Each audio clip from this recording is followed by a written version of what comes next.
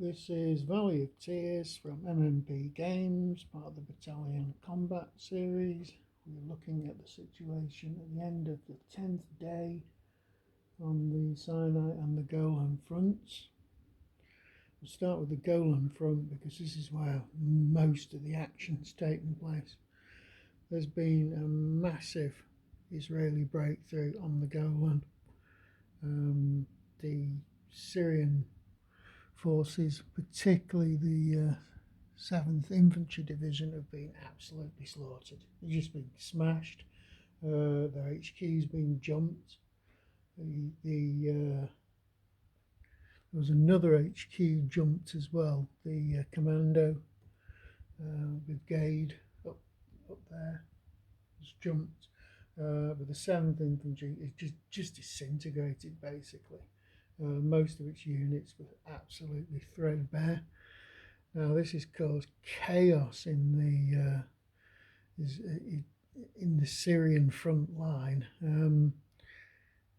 We've got the Iraqi Armoured Division managed to get some sort of activation because there's really heavy Israeli interdiction here, as well as a -1 daily snafu for the Syrians, and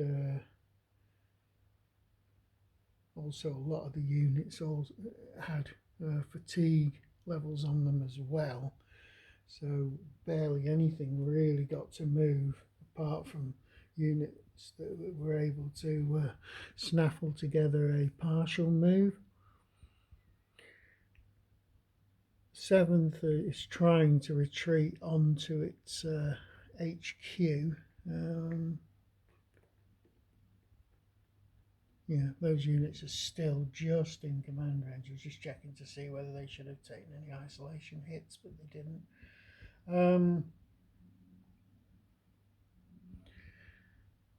Units like the 6th tank here were hoping they'd be able to get some sort of throw together to either sort of create sort of blockages for the Israeli advance, but if they weren't able to do that, they didn't even get to move because of their terrible snafu roll. Units in the south, like the 9th, disengaging and moving north to try and put something in the way of the Israeli advance on Damascus.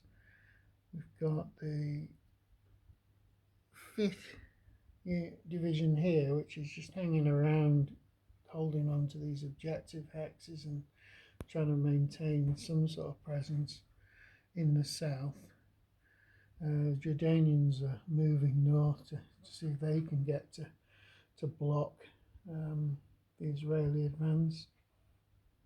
The Israelis, or 3 of their units, were basically involved in this offensive. The other unit here, the biggest unit, was unable to do anything. It had a fatigue level of 4. It did throw, but it threw so badly that it ended up taking a conversion of a fail to a fatigue recovery, so it didn't actually do anything, but it's in a better condition now to do something on the next turn. So all in all, this isn't looking good for the Syrians. The units are mixing, falling into each other, getting their HQs jumped, and they're suffering terribly from air interdiction and various other factors because the Israeli Air Force is really concentrating on them at the moment. Sinai front, much quieter. The Israelis decided to go onto the defensive in this area and let where the 3rd Army is, the 3rd Egyptian Army is, and let the Egyptians see if they can regain some of their lost victory point hexes. Main activity on the Sinai was this micro battle going on here. We had the 21st Egyptian tank trying to cave in the flank of this Israeli breakthrough here, but they didn't succeed in doing that. You've got the 23rd Mechanized, which is pushing, well, it did push the Israelis back over the canal, but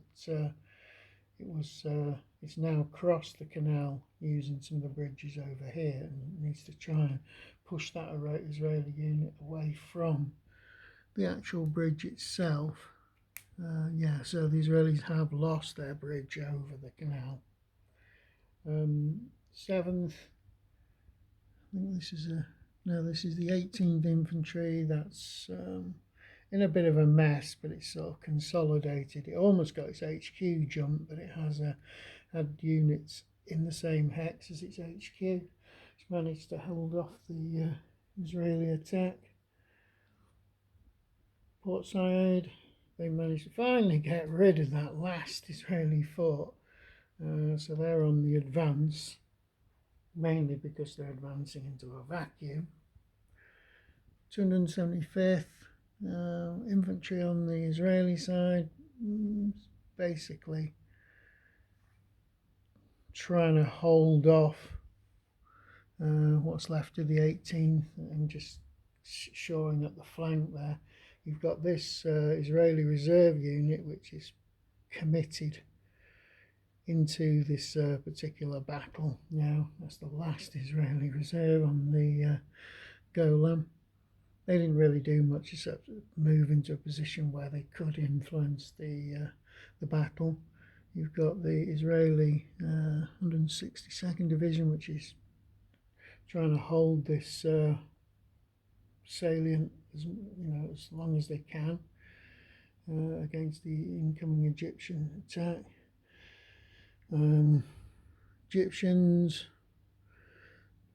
they've moved the 6th Mechanized across the canal, so that's all their onboard strategic reserves committed now. Not necessarily committed to a battle, but they're all across the canal. Israeli units around here just went on to defence, into prepared defences. They're just biding their time, attacking at Chinese farm right into the teeth of all this Egyptian stuff. Was really just grinding them to pulp, and they can't afford to take losses like they were doing. They're going to hold off and wait for the Golan front to break through properly, and then we can switch our attention to the Sinai.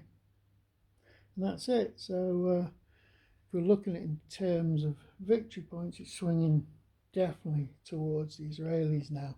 They should start picking up quite a few victory points on the Golan.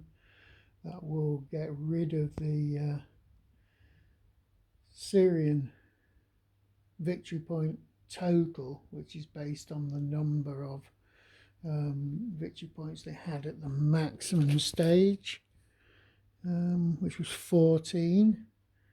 So their objective is to try and whittle that down by getting equal or better than that. So they're a long way off it at the moment, but there's still plenty of time. In terms of victory points on the Sinai, that really depends. It's sort of pretty much equal at the moment, but Israel are gonna make an offensive at some point, and Egypt may make a proper offensive, because I might role play this, because Egypt did launch an offensive to try and take some pressure off the Syrians historically. Now that didn't work. I might have dragged the Israeli Air Force away from the Golan, but it didn't do anything else, because the Israelis don't do strategic redeployment in this game, because apparently the designer says they didn't do it historically, and I'm not going to dispute that. Once units were committed from either north, south or central commands, they didn't move. So the game's still in the balance at the moment. Anyone can win this.